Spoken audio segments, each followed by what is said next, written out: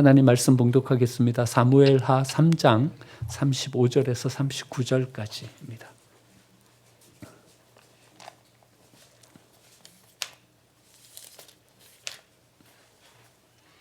구약 성경 467페이지입니다.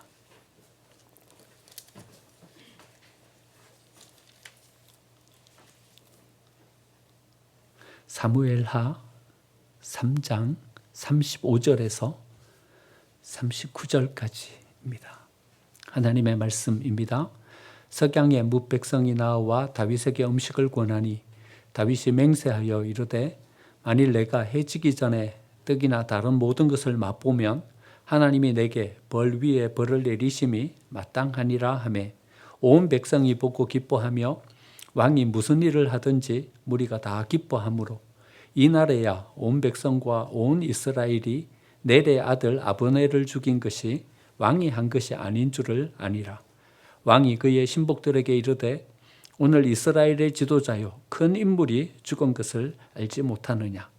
내가 기름 부음 받은 왕이 되었으나 오늘 약하여 스루야의 아들들인 이 사람을 제어하기가 너무 어려우니 여호와는 악행한 자에게 그 악한 대로 갚으실지로다 하니라. 아멘. 옆에 계신 분들과 인사 나누겠습니다. 사랑합니다. 사랑합니다. 네. 여러분 진심으로 서로 사랑하면서 복된 공동체 세워갔으면 좋겠습니다. 여러분 오늘 다윗과 요압에 대해서 한번 생각해 보려고 하는데요. 우리는 다윗을 누구랑 많이 비교하냐 하면요. 사울과 많이 비교합니다. 사울은 이런 판단을 했는데 다윗은 이래 섰다. 사울은 이 길을 선택했는데 다윗은 이쪽 길로 갔다. 다윗과 사울을 많이 비교합니다. 사실 사울이 사실은 다윗 때문에 많이 폄하되었죠. 다윗이 원체 출중한 인물입니다. 그의 삶도 그의 신앙도 다른 사람과 견줄 수 없을 만큼 출중함을 가지고 있기 때문에 사울이 가지고 있는 그 본래의 그 삶을 제대로 평가받지 못한 것이 사실입니다. 또 다윗뿐만 아니라 사무엘도 있어요. 사무엘도 여러 사사들 가운데 뛰어난 사사 가운데 한 명이지 않습니까? 그러니까 주변에 불이 너무 밝아요.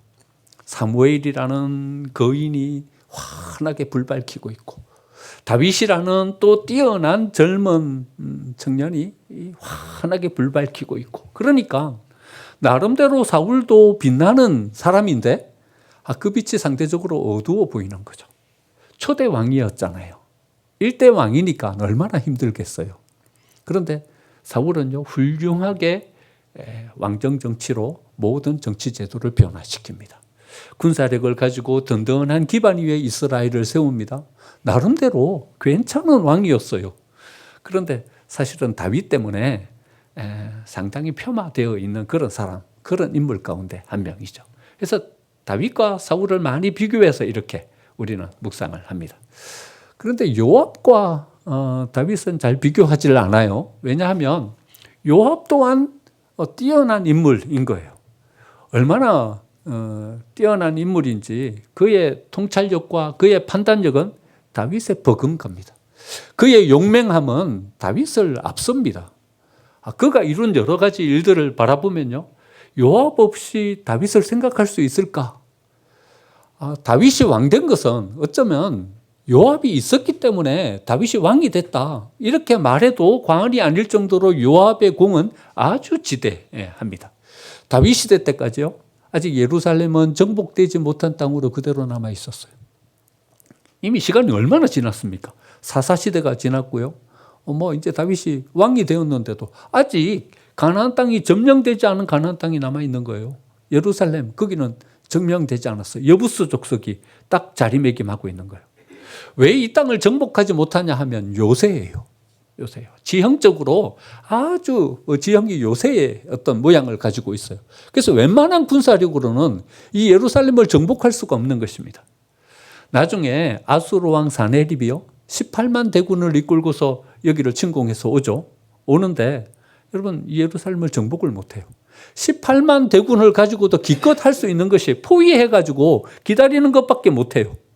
심리 전술을 펴는 것 이 정도밖에 못해요. 과감하게 공격해서 들어가지를 못해요. 왜냐하면 아주 요새이기 때문에 잘못 들어갔다가는 그냥 다 자기네 군사만 잃게 생긴 거예요.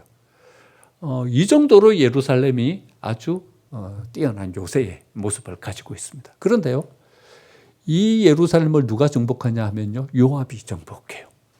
다윗이 왕이 되고 난 다음에 첫 번째 과제로 삼은 것이 예루살렘 정복이었어요.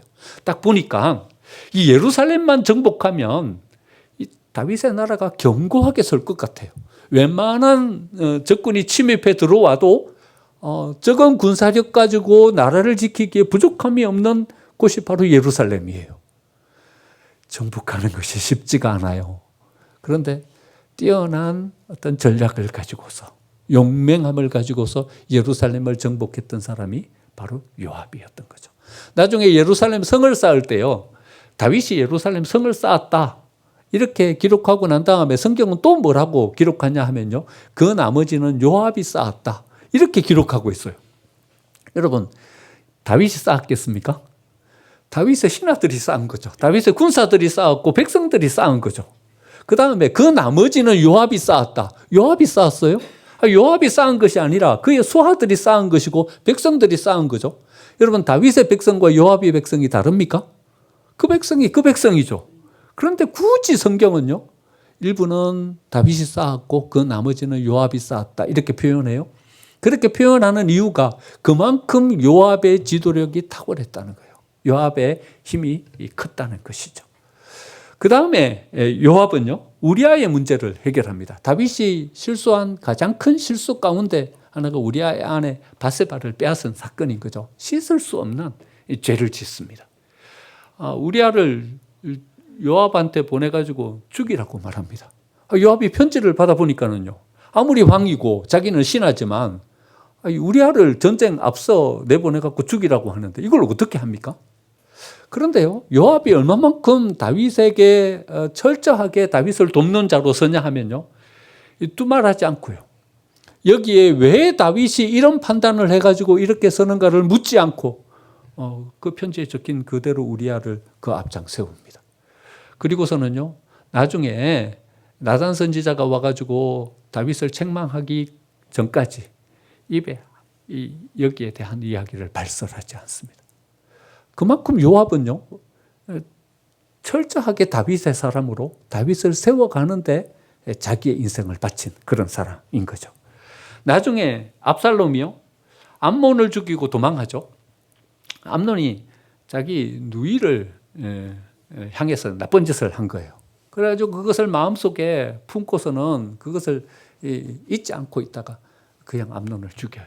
죽이고는 이복경을 죽였으니 거기에 그냥 같이 살아갈 수가 없는 거죠. 도망해가지고 멀리 피신해 있어요. 그런데 다윗이 이 압살롬을 사랑하는 거예요. 나쁜 짓을 행하긴 했지만 마음에 늘 이 압살롬이 걸리는 거예요. 자기 아픈 손가락 가운데 하나예요. 그래 아파하는 다윗의 마음을 읽고서 압살롬을 데리고 온 사람이 누군가 하면 요압이에요. 데리고 왔는데 다윗이 선뜻 이 압살롬을 만나지를 못하는 거예요. 왜냐하면 부자지간이지만 이 아이가 나쁜 죄를 지은 거예요. 이렇게 어려워하고 있을 때 거기에 다리를 놓고서 둘이 서로 상봉할 수 있게 만들어준 사람이 누군가 하면 요압이에요. 참 요압이 대단한 사람인 거죠. 보면요, 전략도 뛰어나고요, 날카로운 냉철한 판단력도 있고요, 통찰력도 있는 사람이 요압입니다. 나중에 말년에 다윗이 또 뭘 하냐 하면요, 인구조사를 해요. 요즘은 인구조사를 하는 것이 당연한 일이지만 그때는 인구조사가 어떤 일로 이렇게 비춰지냐 하면요, 자기가 가지고 있는 힘이 얼마만큼 되는가 그것을 계수하는 것이 인구조사인 거예요. 그러니까 다윗이 인구조사한 것은 이런 의도인 거예요. 내 힘이 얼마만큼 큰가, 이제는 전쟁에 나가면 내가 얼마만큼 승리를 거둘 수 있고 내가 어떤 나라 정도는 쳐들어가 가지고 좀 빼앗고 우리의 속국으로 삼을 수 있는가, 이거 계산할 수 있는 그것을 만들기 위해서 인구조사를 하려고 하는 거예요. 근데 그때 인구조사를 하려고 하는 다윗을 막아선 사람이 누군가 하면 요압이에요. 왕이요, 그렇게 하면 안 됩니다. 지금까지 하나님이 우리를 도와주셔가지고 이렇게 승리와 승리를 거듭해서 갔는데 인구 조사를 해갖고 우리의 힘이 얼마만큼 큰가 그것을 계산하려고 하면 우리가 하나님으로부터 어떤 징계를 받지 않겠습니까?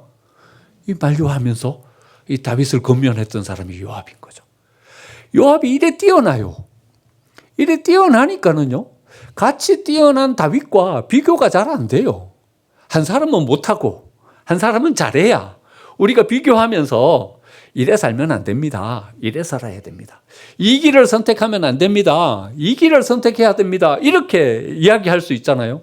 근데 둘 다 뛰어나요. 둘 다 용맹스러워요. 둘 다 뛰어난 통찰력을 가지고 있어요. 그래서 이 두 사람은요, 잘 비교가 되지 않는 인물입니다. 그런데 다윗은요, 이 스루야의 아들들, 스루야는 자기 고모예요. 그러니까 고종 사촌이죠. 요압, 아비새, 아사헬, 요 세 명의 장수가요, 아주 뛰어난 장수인데 이 스루야의 아들들인 거예요. 이 스루야의 아들들 때문에 마음고생을 많이 해요, 다윗이. 여러분, 우리가 마음고생했다 하면 어떤 일 때문에 마음고생 했겠습니까? 둘 다 힘이 센 거야. 자기의 힘 못지않게 요압도 힘이 센 거야. 그래서 우리는 마음고생했을 것이다 생각해요. 근데요, 다윗은 이것 때문에 마음고생한 게 아니에요. 뭐가 다른가 하면요, 다윗의 신앙과 다윗의 영성과 좀 달라요. 요압이요. 요압은요, 뛰어나기만 해요. 힘이 세기만 해요. 어떤 것에 대한 용맹스럽기만 해요. 근데 다윗이 가진 영성요, 이 신앙요, 신앙과 많이 달라요. 그것 때문에 이 스루야의 아들들 때문에 마음고생을 해요. 그리고는 오늘 읽은 39절에 이렇게 말씀하시죠. 내가 기름 부음 받은 왕이 되었으나 오늘 약하여 스루야의 아들들인 이 사람을 제어하기가 너무 어렵다. 이렇게 말해요. 앞에 읽은 본문을 우리가 읽지는 않았지만 넬의 아들 아브넬, 사울의 군대 장관이죠. 사울의 군대 장관을 다윗은 살려주려고 했어요. 그런데 요압이 돌아가는 길에 뒤쫓아가 가지고 아브넬을 죽여버려요. 안 맞는 거예요, 이 부분에 있어서는요. 나중에 압살롬도 그렇죠. 압살롬을 다윗은 살리려고 해요. 비록 아버지를 반역해서 일어난 반역의 수장이지만, 하지만 다윗은 이 압살롬을 살리려고 해요. 이해해요. 반역해서 일어났지만 그 마음을 내가 조금은 이해할 수 있겠다.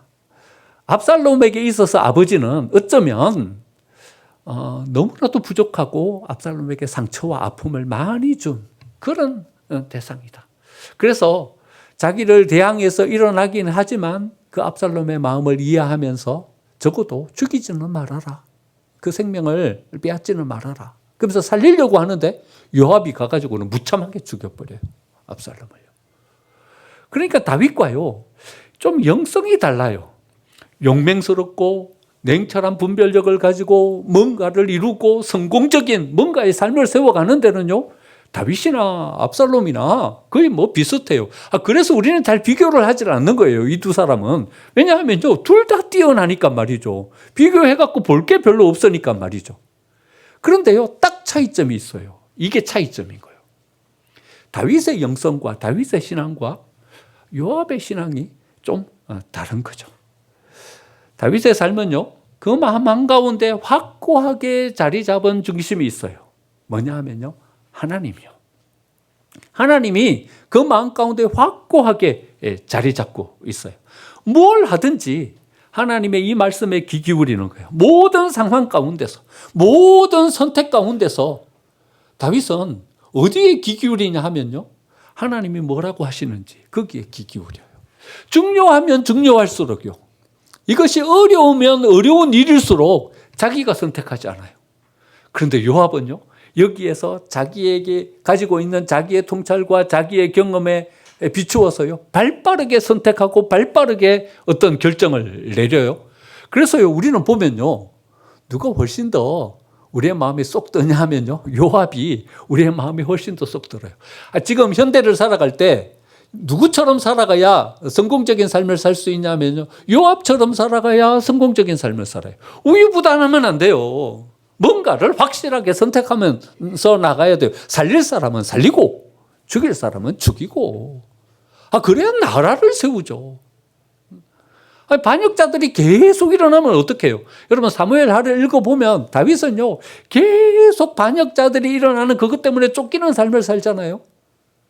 그러니까요 다윗이 우유부단해서 그래요. 뭔가 결정을 딱 못하는 거야. 뭔가 선택을 딱 못하는 거야.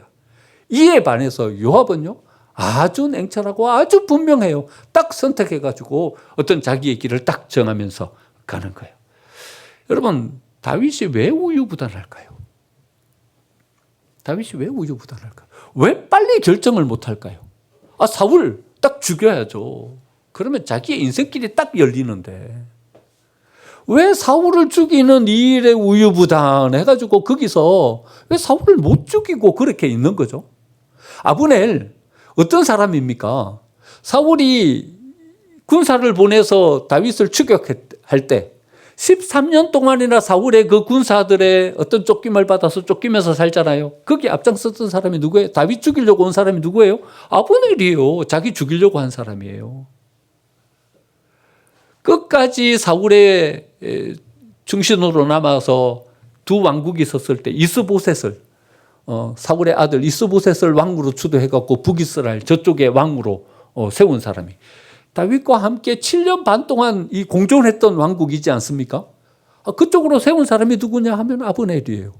그러니까요 아브넬은 딱 빨리 딱 처단해야죠. 이거는요 싹을 빨리 잘라야 되는 거죠. 그런데요 다윗은 우유부단하고 주저주저 하고 있는 거예요. 이 사람을 죽일지 말지 주저주저 하고 있는 거예요. 여러분 왜 주저주저 할까요? 왜 사울을 향하여서 이런 우유부단함을 가지고 서고 아브넬을 향하여서 이런 우유부단함을 가지고 쓸까요? 시므이가요 오면서 다윗이 압살롬의 반역에 피해갖고 도망가고 있는데 끝까지 따라오면서 다윗을 저주하는 거예요. 이 비루한 자여 네 꼴 보니까 딱 이렇게 생겼다. 너 사울을 저 뒤로 하고 네가 왕 되더니 꼴 좋다. 이러면서 시므이가 끝까지 따라오면서 저주를 하는 거예요. 요압이 이야기하는 거예요. 내가 가서 죽여버릴까요? 말씀만 하세요. 저 무장도 하지 않고 아무것도 없는 거 내가 가서 확 죽여버릴게요 그냥. 근데 다윗은 말줘요. 야 가만히 놔두라. 무슨 소리 하냐. 여러분 왜 이러는 거죠 다윗은요? 우유부단해. 뭔가 명쾌하지가 않아. 딱 결정해가지고 뭔가 길을 딱 정하지도 못하고 이렇게 지지부진한 삶을 사는 거죠. 왜 그렇죠? 다윗이 여러분 판단력이 부족해서 그래요? 안 그래요. 여러분 다윗이 전쟁할 때를 보면요. 다윗은 한 번도 진 적이 없어요. 네, 판단력이 부족해서 그런 게 아니에요. 여러분 용기가 없어서 그럴까요? 용기가 없는 사람이 이 골리앗 앞으로 담대하게 나아가서 골리앗과 맞짱 떠갖고 싸우겠어요? 아직 소년에 불과한데 용기로 말하자면 다윗을 이길 사람은 없는 거죠. 왜 우유부단해요? 왜 우유부단한가 하면요. 이건 자기 자신의 판단으로 선택하면 안 되는 선택인 거예요. 사울을 죽이는 이 일은 자기가 그냥 인간적인 판단으로 판단하면 자기의 경험으로 자기의 가치관으로 판단하면 그냥 사울 죽이고 도망자의 신세를 면하면 될 일이지만 하나님이 기름 부어 세운 왕이야. 자기가 판단하면 안 될 일인 거예요. 자기가 선택할 일이면 안 되는 거예요. 이스라엘의 왕이에요. 지금 리더이고 지도자예요. 자기가 선택하면 안 될 일인 거예요. 그래서 기다리는 거예요. 하나님이 뭐라고 하시는지. 하나님의 선택을 기다리는 거예요. 자기 선택이 아닌 다른 선택으로 가려고 하니까 빨리 선택을 못 하는 거예요. 아브넬을 죽일지 살릴지. 자기 선택으로 하면 자기를 끝까지 죽이려고 추격했던 사람인데 자기의 생명을 노리던 사람인데 죽여버려야죠. 그런데요, 이 일은 빨리 선택하고 빨리 결정할 일이 아닌 거예요. 하나님이 뭐라고 하시는지를 기울이면서 듣는 거예요. 그러다 보니까 이거 빨리 결정을 못하는 그런 삶으로 비춰지게 되는 거죠. 여러분, 우리의 삶은 어떻습니까? 우리는요, 현대를 살아가면서 이렇게 생각합니다. 빨리 결정하고, 냉철하고, 분명하게, 이 길이다. 딱 세워지는 요압처럼 살아가기를 권면받습니다. 하지만 여러분, 우리가 하나님을 믿는 사람으로서 하나님 앞에 세워진 우리의 삶이 이렇게만 살아가는 것이 옳은 삶일까요? 요압에게는 없는, 하지만 다윗에게는 있는 이 한 가지. 둘 다 용맹스럽고 지혜롭고 냉철하고 분별력 있고 다 똑같은 양대 산맥 같은 삶이었지만 요압에게는 없는, 다윗에게는 있는 이 한 가지가 있었던 거죠. 그는요, 하나님께 귀 기울이는 삶이었어요. 하나님의 은혜의 방법, 그 방법으로 일을 처리하면서 세워갈 수 있는 사람들이었던 거죠. 여러분, 우리의 마음에는 요압이 훨씬 더 매력적인 삶으로 보이지만 하나님이 쓰시는 사람은요, 요압이 아니라 다윗이었던 것입니다. 그는 하나님을 만난 사람이었어요. 하나님과 늘 동행하면서 하나님께서 그에게 말씀해 주시는 그 음성에 귀를 기울이면서 나아갔던 사람인 거죠. 요압은 이 기독교 문화라는, 종교적인 문화라는 이 문화 속에서 살아가고 있는 사람이에요. 그도 하나님을 알았어요. 인구조사할 때 다윗을 만류하면서 썼던 이유인 거죠. 그도 하나님을 알았어요. 하지만 그는 하나님의 말씀에 귀 기울이면서 하나님이 말씀해 주시는 그 길을 쫓아서 나아간 삶은 아니었던 거죠. 문화는 있었어요. 종교 생활은 하고 있었어요. 하지만 그가 하나님을 만난 사람으로서의 삶은 살아가지를 못하고 있었던 거죠. 우리가 급한 상황이 되고 어떤 중요한 일을 결정해야 될 어떤 상황이 되고 나면요, 우리는 어떤 곳에 훨씬 더 우리의 생각과 우리의 귀가 활짝 열리게 되냐 하면요, 이 결정을 해가지고 어떤 이익을 얻을 수 있을 것인가, 이 결정을 해가지고 내가 어떤 편한 삶을 살아가게 될 것인가, 여기에 훨씬 더 귀가 열리는 거예요. 우리가 가진 신념, 우리가 가진 가치관, 그것이 우리의 삶에 훨씬 더 큰 소리로 들리는 거예요. 그래서 사실은 하나님이 우리에게 주시는 소리가 들리질 않는 거죠. 엠마오 마을로 가는 두 제자요. 그들은 예수님을 3년이나 쫓았던 사도들이었어요. 그런데 예수님과 함께 한동안 한참 길을 걸어 내려가면서 예수님이 말씀을 가르쳐 주시고 그래 하는데도 그분이 예수님인 줄을 몰랐어요. 여러분, 왜 엠마오 마을로 가는 두 제자는 그분이 예수님인 줄 몰랐을까요? 그들 마음 가운데 이런 확신이 있는 거예요. 예수님 죽었다. 십자가 위에서 내려져 갖고 무덤에 묻히는 거 내가 봤다. 예수님이 일리가 없다고 생각한 거죠. 예수님은 죽었다, 이래 생각한 거죠. 막달라 마리아, 무덤 문이 열려 있고 예수님의 시체는 온데간데 없는 거예요. 거기 무덤 문 앞에서 엉엉 울고 있는 거예요. 그런데 어떤 사람이 와가지고 마리아야 하면서 마리아와 이야기를 나누는 거예요. 우리 주님의 시체를 누가 훔쳐갔습니다. 이야기를 나누는데 이야기를 나누고 있는 그 사람이 예수님인 줄을 몰랐어요. 예수님이 그 옆에서 마리아와 같이 이야기를 하고 있는데 마리아는 왜 예수님인 줄 몰랐을까요? 마리아의 마음 가운데 부활은 없다. 부활은 없다. 고정관념이 딱 사로잡혀 있는 거예요. 무덤 문이 열렸으면 부활한 것이 아니라 누가 예수님의 시체를 훔쳐간 것이다, 이래 생각하고 있는 거예요. 여러분, 우리 속에 훨씬 더 큰 소리가 들리면요, 우리는 예수님의 소리에, 하나님의 소리에 귀 기울일 수가 없어요. 그 소리가 들리질 않아요. 지난 여름에요, 모기 많았죠. 저희 사택에 산 이렇게 자락 끝에 요래 있어갖고 모기가 많아요. 그러면요, 밤에 잘 때 가만히 들어보는 거예요. 모기 소리가 들리나 안 들리나. 그 모기 소리가 안 들리면 자면 되는데 모기 소리가 들리면 그 모기를 잡고 자야 돼. 왜냐하면 중간에 다시 또 깨게 되니까는요. 가만히 있어야 돼. 뿌시락뿌시락 하면 안 돼. 그러면 뭐가 이렇게 시끄러. 야, 가만히 있어. 가만히 있어. 가만히 숨죽이고 있으면요, 들려요. 웽 하면서 이렇게 들려요. 뭔 소리가 나면요, 모기 소리는 못 들어요. 그렇죠? 더 큰 소리가 나면 그 작은 소리는 안 들려요. 여러분, 하나님이 없어요. 하나님이 없어요. 우리 귀에 들리지 않으니까 하나님 우리에게 말씀 안 하시는 거예요. 우리가 못 느끼니까 하나님은 안 계시는 분이에요? 아니요, 여기 계셔요. 여러분 믿으십니까? 여기 계셔요. 지금 내 옆에, 지금 우리 예배를 받아주시고 여기 우리와 함께 하고 계셔요. 우리가 가지는 고뇌, 우리가 가지는 삶의 문제, 아픔, 그 속에 우리와 함께 하고 계시고 우리와 동행하고 계시고 우리와 한 걸음 한 걸음 같이 발걸음을 옮기고 계셔요. 그런데 왜 우리는 그 예수님을 못 느껴요? 왜 우리에게 말씀해 주시는 그 음성은 우리는 못 들어요? 우리의 소리가 훨씬 더 크기 때문에요. 내가 억울해요.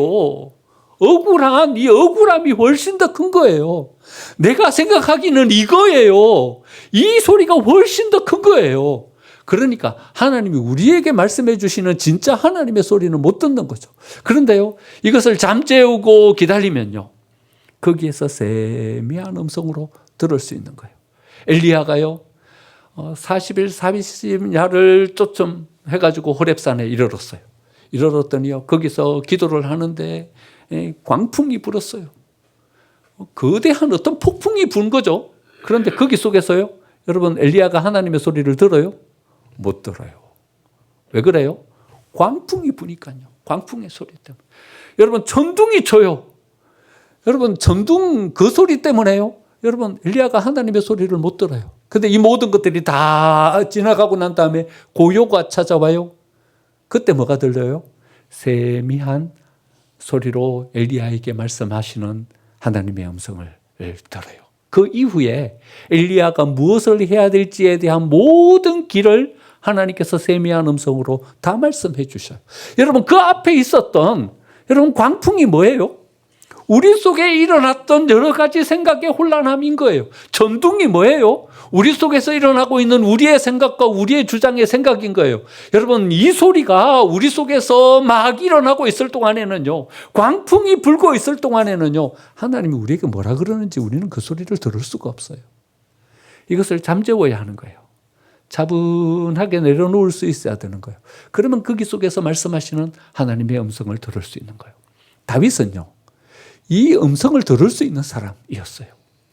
그가 13년 광야 생활을 하면서 얻은 가장 유익했던, 가장 소중했던 신앙의 자산이에요. 여러분, 이 자산이 다윗을 어떻게 만들어주냐 하면요, 다윗을 왕으로 만들어주는 거예요. 여러분, 요압이 왕이 될 수 없었을까요? 저는 이렇게 생각해 봐요. 요압도 부족함이 없다. 여러분, 요압이 왜 왕이 못 돼요? 다윗보다 더 용맹스러울 때가 있었어요.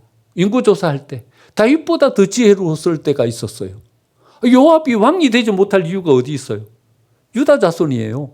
그러니까요, 여러분, 구약에서 쭉 다윗의 시대 때까지 내려오는 모든 족보와 모든 예언들에게 있어서 요압이 왕이 돼가지고 한 나라를 다스리는 왕조로 이루어 가기에 부족함이 없는 사람이에요. 손색이 없어요.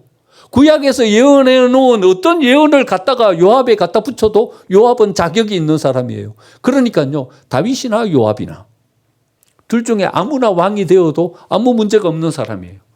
요압이 왕이 되면 여러분, 뭐 문제가 있어요? 꼭 다윗이 왕이 돼야 돼요?